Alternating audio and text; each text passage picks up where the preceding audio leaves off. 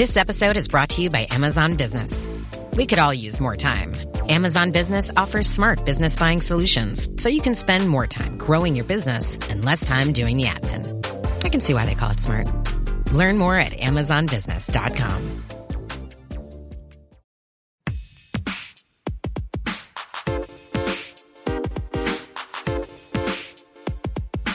Welcome to From Dorms to Desks, job hunting tips for those early in their careers. A podcast brought to you by College Recruiter job search site, which believes that every student and recent grad deserves a great career, and hosted by Work Defined. Join our AI co-hosts as they dive into tips, tricks, and insights that will help you land your next part-time, seasonal, internship, or entry-level job. Let's get your career started. Hey everyone, welcome back for another deep dive. You know, we always try to bring you the stuff that's, well, kind of keeping you up at night. Yeah. And I feel like what we're going to dig into today is definitely one of those things.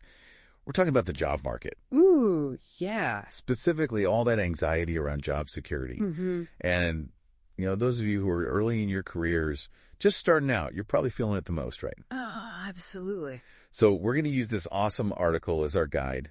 It's called 11 Biggest Job-Related Issues Facing Students, Grads, and Others Early in Their Careers. I love that title. It's from collegerecruiter.com. Nice. Published pretty recently, January 13th, 2025. And let me tell you, it does not sugarcoat things.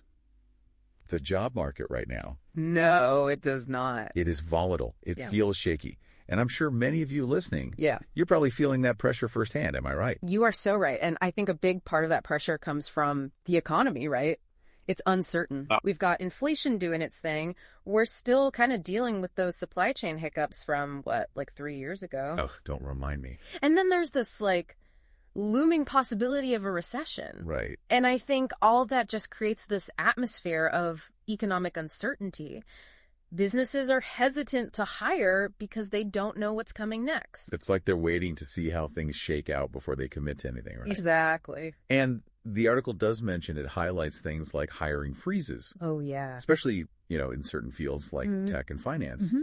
And those have always been big areas where new grads would go. Totally, yeah. So when those industries are like, whoa, hold up, that's a big deal. And then on top of that, we've got layoffs happening in other industries. So even if there were jobs, the competition's fierce. Yeah, it's like, can you imagine you graduate, you're so excited, ready to hit the ground running, launch your career, and then bam, it's like a wall.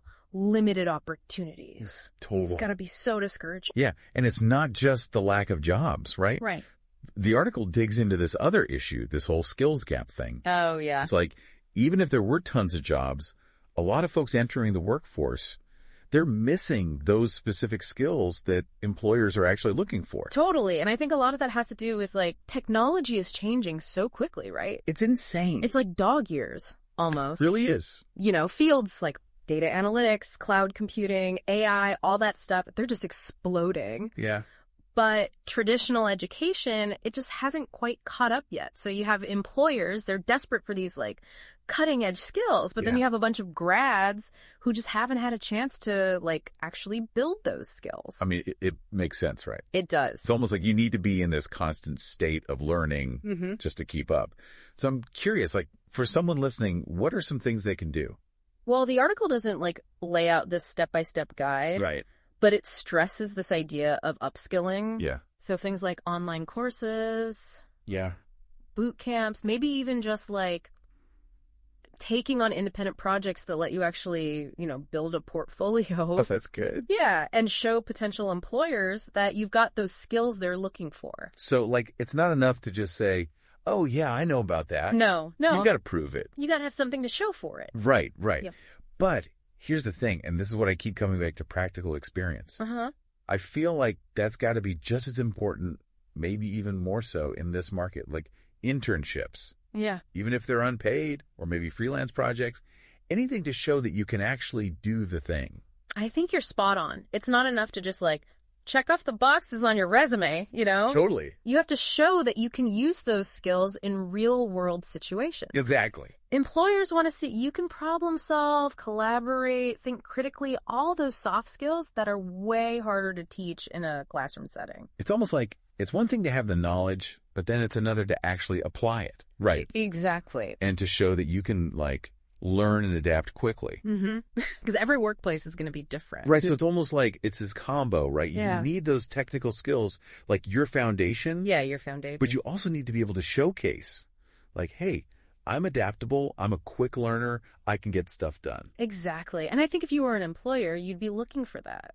Oh, absolutely. Someone who can articulate, like, here's how I took initiative to learn new skills, or here's how I was resilient when faced with a challenge. It shows that you're not just like a one-trick pony. No, exactly. It's long-term potential. Exactly. So I think that's a really key takeaway for our listeners, this whole deep dive. Yeah. We don't want to freak anybody out. No. It's more about, like, awareness. Right. It's about recognizing that, yeah, things are tough out there, but it's also about embracing the opportunities that come with that. Opportunities to learn, to grow, to stand out from the crowd. Exactly. And that's the key, right? Yeah. Like, how can you set yourself apart in this crazy job market? And don't let the headlines get you down. Use all this information. Make yourself even more resilient. Oh, that's good. Hone those skills and be strategic about your job search. You've got this. You got this. Thanks for joining us for this deep dive, everyone. We hope you found it, insightful, maybe even a little empowering. Absolutely. And we'll catch you next time. See ya.